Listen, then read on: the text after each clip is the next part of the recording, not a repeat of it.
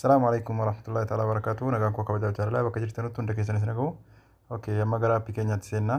Aappiin keenya akkuma beekumsa kana kaan maaster hin buufattu yoo hin qabne erga buufattanii akkasitti keessa ni seentu. Achi booda gaafa keessa seentanuu bifa kanaan isinii baasa. Asitti rukuttanii gaafa rukuttanii jettanuu haala viidiyoon keessanitti waraabameen bakka kanaa fi bakka kanaan filattu asis yoo barbaadan filattu garuu asirraa kana lamanitti tokkotu filatamaadha. Kuni sababni inni as filatamuuf sababa silkiin keessan dalga deebi'ee waraabamee fi kun immoo silkiin keessan dhaabbiidhaan waan waraabameef. Amma viidiyoon keenya akka inni itti waraabame fakkeenyaaf mee viidiyoon keenya haala inni itti waraabame haala dhaabiitiin ni ilaalla. Yoo ta'uu baate sin qayyarra waan ta'eef haala dhaabiitiin gaafa dhufnu kallattiidhaan kunooti miidiyaa bakka jedhu kanaan ergunnaa. Achi booda viidiyoocha keenya kaameraa keessa seennee viidiyoocha bakka inni jiru ni ilaallanna. Viidiyoon keenya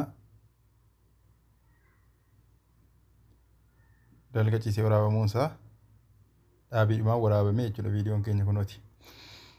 Amma silkiin keenya tartiibni itti waraabame haala kananii jechuudha. San booda viidiyoochi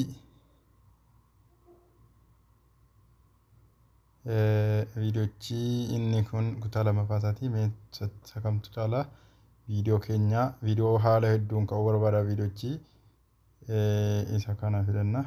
Okay. Sababni garaagarummaan viidiyoo kanaa kunooti laa kirrii isiin fakkeenyaaf jidaarri kun jidaarri inni garasii kun bakka waan as dhaabbate kanaan mataa irratti hanqateera jechuudha. Mataa irratti irra keessaan hin mul'anne jechuudha. Inni ol darbee mul'anne jechuudha. Sababa isaa immoo booddee isinitti himaa kan sababa inni mul'achuu dhiiseef. Inni kun immoo kunooti sababni viidiyoon lammeessaa lafa waraabameef inni kun immoo bakka kanatti ol bahee mul'ate laa gurraachi kun. Sababa inni ol bahee mul'ateef viidiyoo isa lammaffaa kana filannee jechuudha. Gaafa waraabbattanus isinis bakka kanatti itti sixanii deemaa dhaabattan gama sana gama sanatti akka waan as siqeettee na fakkaatu inni kun bira ol darbee mul'achuu qabu bifti biraa kun. Sababa isaa immoo booddeen isin agarsiisa. Amma isa kanaan gubna gaha. Isa kana as rukunnee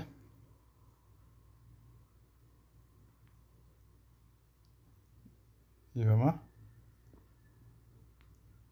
Isa kana as rukunnee dileetiin kunooti. Ara qoy wanta kanatu baay'ee ni ariifata. Amma gara gamaatti qajeranne viidiyoo isa kana gubuufi as rukunnee viidiyoo isa kana gubnaa jechuudha. Amma jalqaba irratti kaan maaster kun bifa lamaan jira. Aanata lamaan jira. Inni tokko yoo fakkeenyaaf tuqaan sadan kun kan keessan as ta'uu mala laa bakka kana ta'uu mala. Waa tokko rakkoon qabu. Achi ta'uu mala. Deebi'ee immoo asirratti mallattoo siin kun kan koo dalga deebi'e kan keessan ol garagala ta'uun oolu. Hin ta'as kan ta'us jira irra baay'een isaa ol garagala. Garuu kan gadi garagalu caalaa dalga garagalu caalaa filatamaadha. Waan danuusi liyyinnatii qabaanni kun. Jechuun liyyinnatiin isaa garaagarummaan isaa waan biraatu hin taane fakkeenyaaf bakka viidiyoo kanarratti bakka kanarratti yeroo tokko yeroo inni nama rakkisu jiran kaan malee yeroo hundaa miti. Ammas bakka kana ishiidhaan dalaguudhaati kan ishiidhaan dalaguun ni kaan. Inni kuniin isaa dalga deebi'e fi inni addee kanaa kaa inni maaster jedhee barreeffamee qabu. Akkamitti jijjiirannaa hojjettan immoo viidiyoo isaa akkatti jijjiiratamu hojjedheen isinii gadhiisa maraa lama irratti. Okay, amma gaa mee viidiyoocha akkamitti waraabame jennee viidiyoocha adaawannu. Haasaan dheeressee dhiifama. Sagalee isaa yoo sagalee qabaate sagalee lama waa walitti waraabamne. Okay. Jalqabaa bakka duwwaa kana ni hambifattanii bakka duwwaa kana otoo isin hin jirretti bakka isin hin jirretti bakki duwwaa kun waraabamuunsaa dirqama. Adda booda erga dhuftanii bakka kana waan fidattan waan barbaaddan fidattani. Garuu iddee kanatti ol caaluun qabu laa. Ol caaluun qabu bakka kanatti hubadhaa. Yenna irra kaa'amu kana isa kanarra kaa'ameera laamu. Okay. Kaa'ameera san booda waan jedhe innis hamma tariitii hin ta'uu laata waan jedhanu viidiyoochi lammeessaa waraabamaadha malee ulaagaan isaa tokko ijjuma. Okey haa dheeratu. Dheerastaatuma guutuutu halaalaa.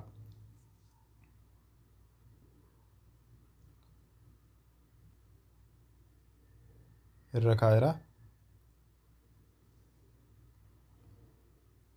Irraa fuudhee amma gaa asitti waan isinitti hima. Bakka kanatti otuu namni isin bira jiraate yoo namni biraa isin bira jiraate wanta kana otuu namni biraa isinii fuudhee irra filatamaadha. An sababa namni na bira dhabame fana ofii kootii fuudhe malee silaa waan kana otuu namni biraa isinii fuudhee filatamaadha. Namni biraa fuudhee fakkeenyaaf gara keessanitti dhufuu dhiisee asiin fuudhee gadi gugguufee mataa isaa isin ol mul'isuu dhiisee gadi gugguufee isin jalaa fuudhee akkana bahee baay'ee filatamaadha. Okay. Haa ta'u an harka kootiin fuudhee of jalaa dabarse. Okay. Achi booda eddee harki lamman jiru waan harki koo achi jiruuf wal fakkeesseen achii fuudhe. San booda qaxxaaleen naqa gama. Wanticha bira naqa.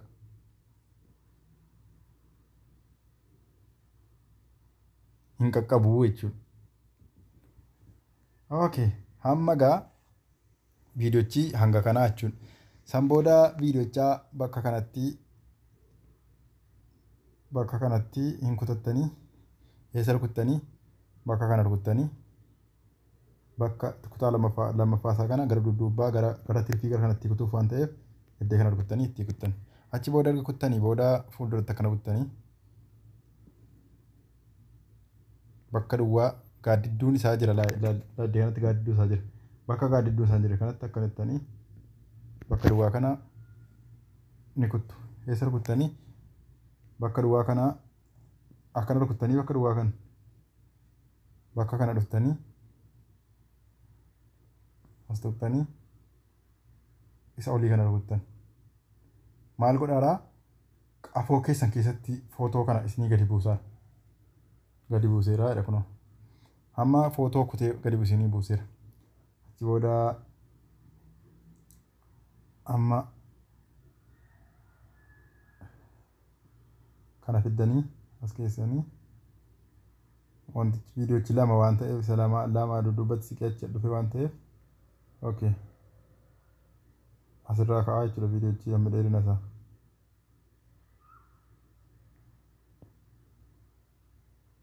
Kana as akkana dhufunne fuuldura amma kana itti balleessinaa jechuudha. Fuuldura isa kana itti balleessineerra.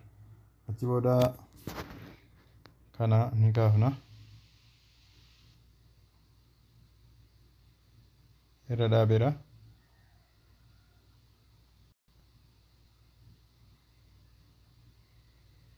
Irraa fuudheera. Kanas fuudhee dudduubatti dabarsaara jechuudha. Viidiyoocha kana wanti isinii galuu qabu amma fuudheera bakka erga fuudhee achi fiigee duuba dhaqaa jechuudha. Duuba dhaqee jechuudha. Hamma gaa asirratti wanti isinii galuu qabu jalqaba viidiyoocha haalan itti waraabamu kana hubachuun dirqama. Yoo viidiyoocha kana sirriitti hin hubanne eessattuu hojii isaa dhagee isiniin galu sirrii. Okay amma gaa kallattumaan bakkuma kanatti dhiibnee hokkee walakkaa qabannee fuulatti deebina.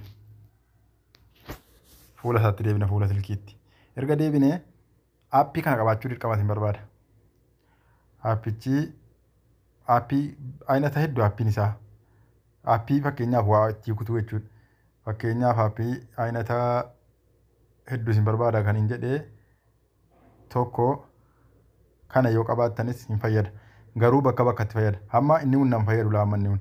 Isa kana na fayyada. Isa kana buufadhee qaba. Isa kana buufadheen kunooti maqaan isaa kunooti itti barreeffattanii kana gadi buufattanii itti rukuttanii keessa seentanii gaa. Gaafa keessa seentanu bakka maqasii kana rukuttanii waan nama rakkisu hin qabu. Achi booda bakka maqasii kana gaafa rukuttan bakkuma footoo keessan isa hammaa gadi buufattan ammaa. Eessa duwwaasaa bakka duwwaasaa gadi buufadhaa jedhamti duwwaasaa kana gadi buufattanii qabdani. Okay. Hamma gaa duwwaasaa kana gadi buufattanii hin balliftanii guutuu isaa kana guuttanii achi booda akkana bittanii akkana buttanii san booda raayititti gootu. Amma akkanatti isinii baaseera. Gaafa inni isinii baasu akkanaas fuutanii dalga kanatti gaa sisirreeffattanii walirraa isin buttanii akkatti waa kutan gaa ani isinittiin immoo isin beektanii. Okay. Hamma maalitti kutattarree? Lafa fakkeenyaaf hamma ofii dhaabatattan eegasilaa. Hamma ofii eegasilaa dhaabatattan eegasilaa.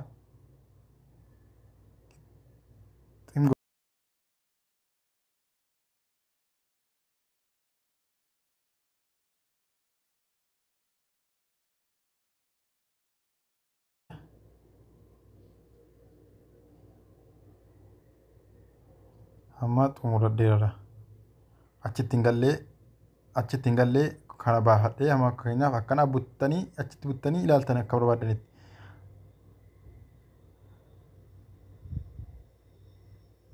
Achi booda bakka kana rukuttanii daawuloor gootan. Gadi isinii bu'eera. Okay walakkaa rukuttanii deebitanii kallattumaan bakka ammaatti deebitan kaan maastar isa walaatti iddee walaatti deebitan kaan maastar isa kanatti. Kenna isin deebitan asuma jira. Hamma gaa as dhuftanii okay. Wantiidhaan isin agarsiisa xiyyaan isin agarsiisa. Hamma as dhuftanii bakka kana rukuttan. As deemtanii miidiyaa bakka jiru rukuttanii achiin bakki footoon keessan itti gadi bu'uu ilaallattanii achi hidhattanii fidattan. Footoon koo kunooti. Footoon amma itti kute kunooti jechuudha. Agartanii hamma akkam godhadhee hamma qubaan akkana bal'iseen itti guuta. Okay asitti nan dheeressa.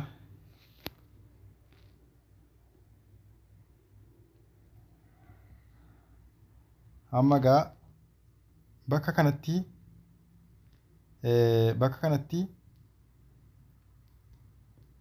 utuu namni biraa isin bira jiraate wanta kana isin duraa fuudhe waan kuttanuu qabdanu isaan fuudhaaru kana waan kuttanuu qabdanu sila. Hamma immoo asitti eeggattanii bakka kanatti eddee kanatti akkana qabdanii harki isaa achi jira.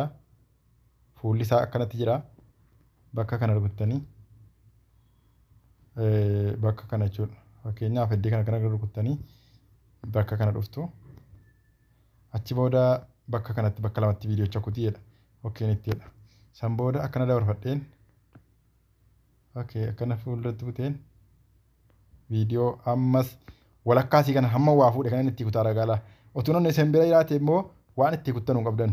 Isa irra filatamaadha silaa.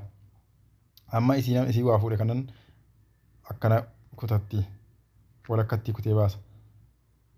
Hammi waa fuudhe maaciteera argitanii. Gaafa kana akka inni walitti seetuuf immoo bakka kana isii kanarra dhaheen as rukutee bakka kana dhaheen akkana buta. Yeroo akkanatti jiru akkana tura. Hamma immoo akkana butamu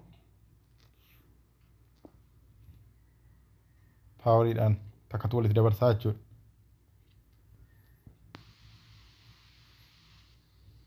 Okay.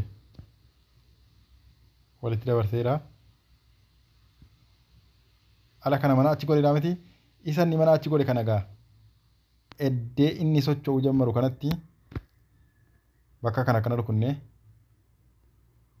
bakka maqasii kana rukunnee isa kamitti rukunne isa kam kutaarra isa gadiiti footoo isa gadii kutaarra akkana rukunnee.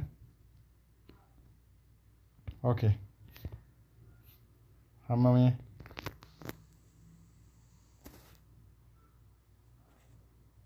irra kaa'e himate fuudhe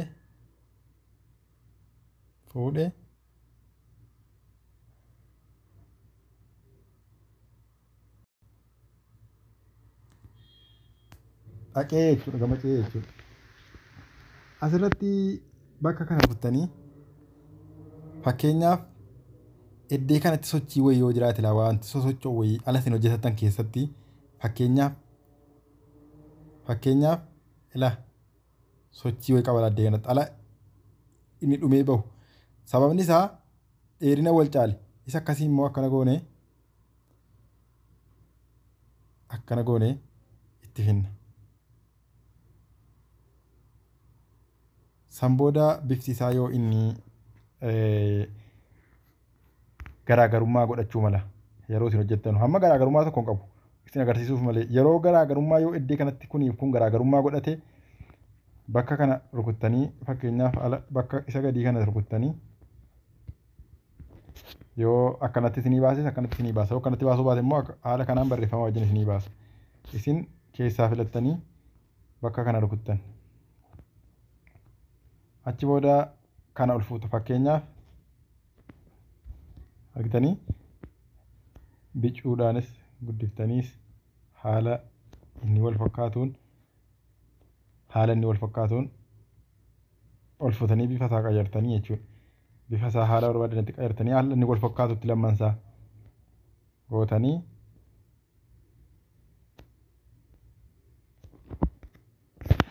viidiyoo dheeressuun gabaabsuun fedhii keessanii viidiyoon isaa dheerachuun baay'ee barbaachisu sakandii 20-30 kanaa olitti baay'ee yoo dheerate immoo dhaqee isin hirkaa bakki inni hirkaa isin hirkaa baay'ee beekama. Yoo waabbate garuu otuma namni hin hubatin nu darbuu danda'a waan ta'eef akkasitti kana gootanii irra keessanii haala.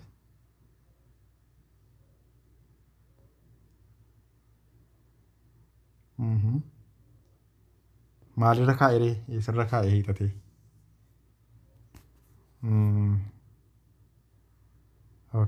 kanumaa jechuudha kana gootanii jechuudha. Keessan yoo aappichi hamma aappichi keessan inni nama egaa fakkeenyaaf yoo yeroo kana asitti tuqaan sadan kun yoo inni as jiraate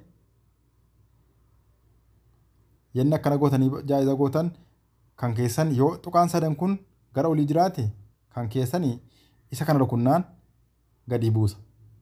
Yoo immoo akkana dalga galee jiraate yoo bakka kana rukuttanii naasni buusa. Fakkeenyaaf kana dura aappiin kana dura agarsiisanii ture bakka kana rukuteen gadi buusa. Ekspoortii bakka jedhu dhaquudhaaf as rukuteen itti buusa. Garuu amma immoo as rukuteen mallattoo fakkii wanti fakkaattu kana sheerii fakkaattu kana rukuteen ekspoortii bakka jedhu kanatti rukuta. Daawunlood naa godhee jechuudha. Asii kana fidnaan gannaa buuseera jechuudha. Galatoomaa ulfaadhaa isin jaallannaa. Najajjabeessuun dagatinaa. Laayikii fi sheerii nu godhaa. Sabiskiraabii isa kan daganne galatoomaa ulfaadhaa.